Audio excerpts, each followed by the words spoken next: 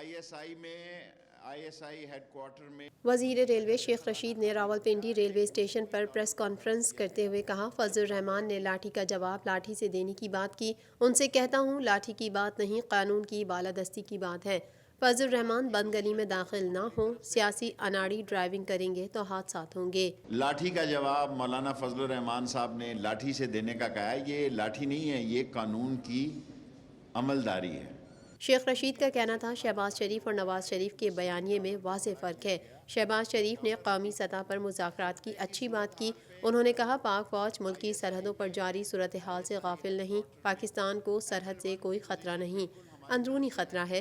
دنیا میں کوئی ایسا ملک نہیں جہاں اداروں کا کردار نہیں۔ اور جو ملک کے اندر لوگ انتشار پھیلا رہے ہیں، میں سمجھتا ہوں ان کو سوچنا چاہیے کہ یہ حالات ایسے نہیں ہیں۔ انٹرنیشنل سیاست جو ہے وہ ایک نئے دوراہے میں داخل ہو رہی ہے۔ وزیر ریلوے نے کہا، بلاول بھٹو کو پشاور جلسے سے کرونا ہوا، چینی اور آٹے کی قیمتوں میں کمی آئی ہے۔